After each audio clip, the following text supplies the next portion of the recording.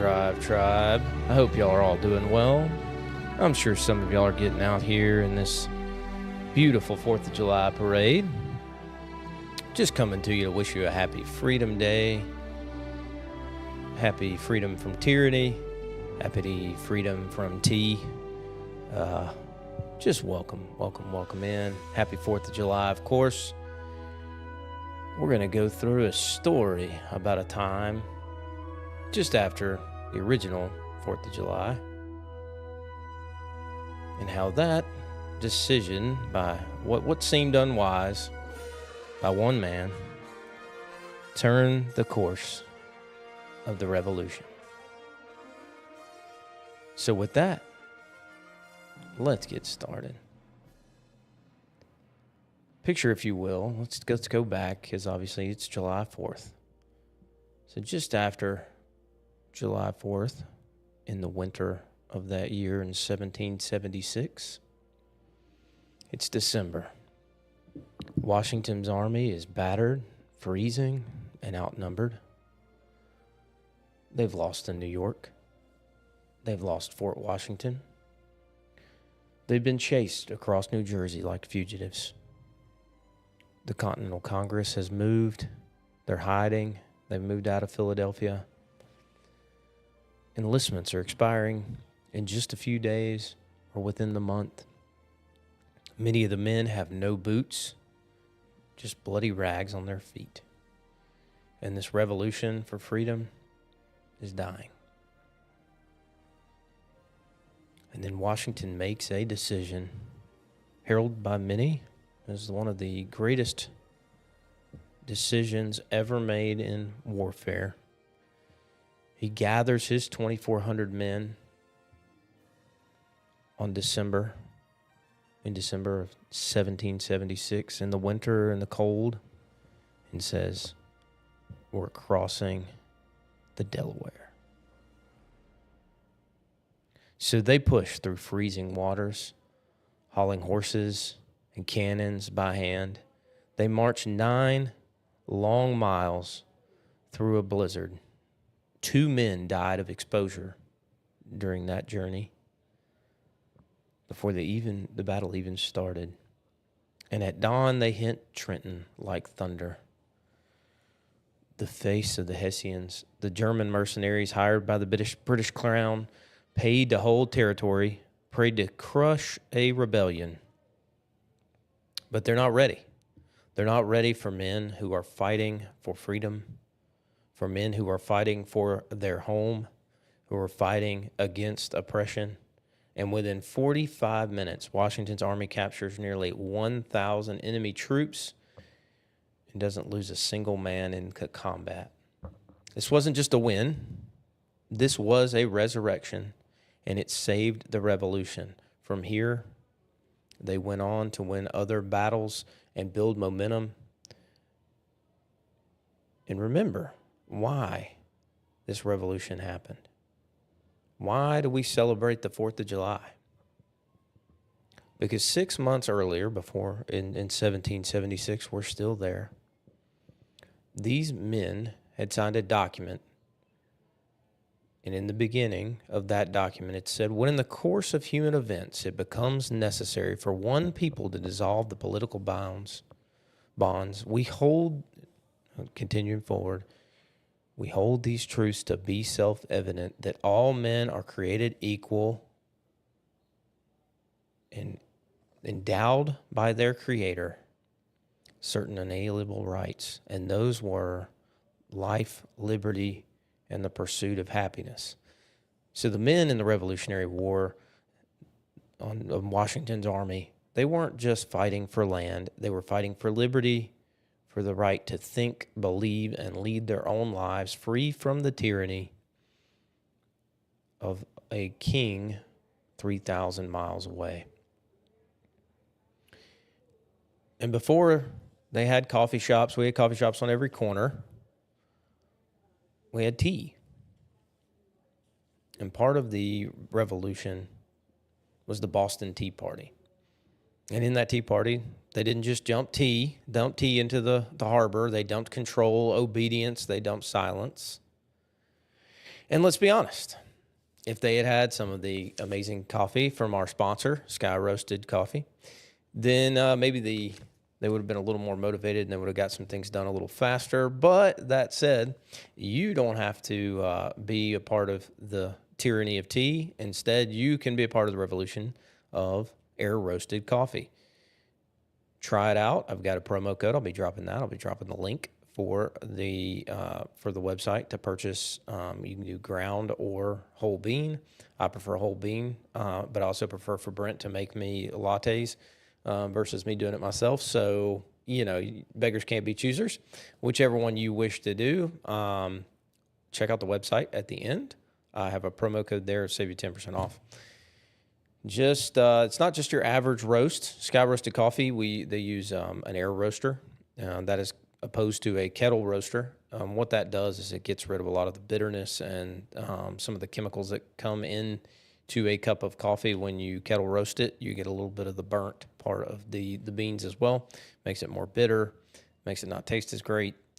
So air roasted coffee gives you a much smoother drink. And it is ethically sourced and roasted in small batches. And the other great thing about it is that it is done without pesticides, so you're not getting a lot of chemicals and exposure there. It's not certified pesticide free, but the gentleman that buys the beans in Peru goes out and shops at these small local farms and goes out and harvests for them. So pretty confident in that. So check out Sky Roasted Coffee, skyroastedcoffee.com. It's a great blend, and I had a cup myself this week. Back to Washington and the Delaware. Because you see, Washington didn't just win in that battle because they only had 2,500 going against 2,000 Hessian soldiers. And again, those were paid mercenaries, trained, or you had folks from in Washington's side that were just farmers, the regular old average Joe. Farmers, bankers, these folks really should not have won, but it shows and comes to show that when you have something worth fighting for freedom, as opposed for just a paycheck, it makes a huge difference in the success that you can have. When you have passion, when you care about what you do, that's how you succeed. And that is really the story of Washington. In this case, it was December 25th. They landed on the 26th. Nobody would have anticipated you wanting to fight on Christmas Day or being willing to march on Christmas Day. But Washington was willing to do that because of what he was fighting for. And it was a well-planned and clear strategy. And that brings us kind of to the theme of today. How do we make better decisions when we're under pressure? So let's fast forward to today. The stakes certainly aren't as high as they were in the Revolution, in this case. But let's talk about a gentleman named Andre. Andre was a fixer. He was always handling a crisis. And one day, Andre made the mistake of, maybe he didn't have his Sky Roasted Coffee that morning, but he greenlit a rushed promise, or a budget rather, that overpromised by about $90,000. Why did he do that? Well, most likely it was pressure, because Andre was under the thumb of his sales team, commercial team, and his VP to get in a budget plan, and they needed it that week. And what happens when you rush?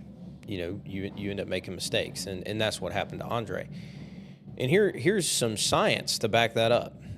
So there's they did some brain scans, and under stress, your cognitive function drops by up to 30%. What does that mean? Well, it means your amygdala, your primitive brain, takes over, and you get reactive as opposed to proactive or responsive. And it ends up being a risk-prone and fogged way of thinking. So what did Andre need? He didn't need another spreadsheet. He needed a pressure protocol. He needed a way to break that pressure down. So he came up with a strategy here. One, he was always going to breathe. He didn't want to make the same mistake twice. That's another thing that's really important in life, right? We make mistakes. We're all going to. Try not to make them twice. And for sure, try to not make them a third time.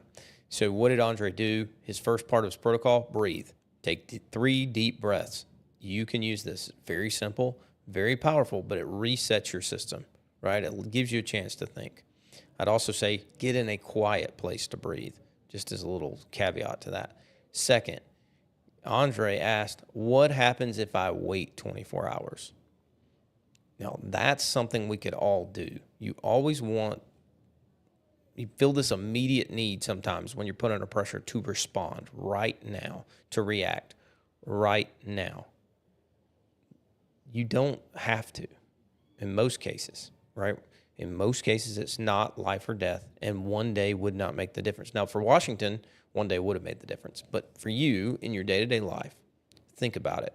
If it's not urgent, sleep on it. Panic lies.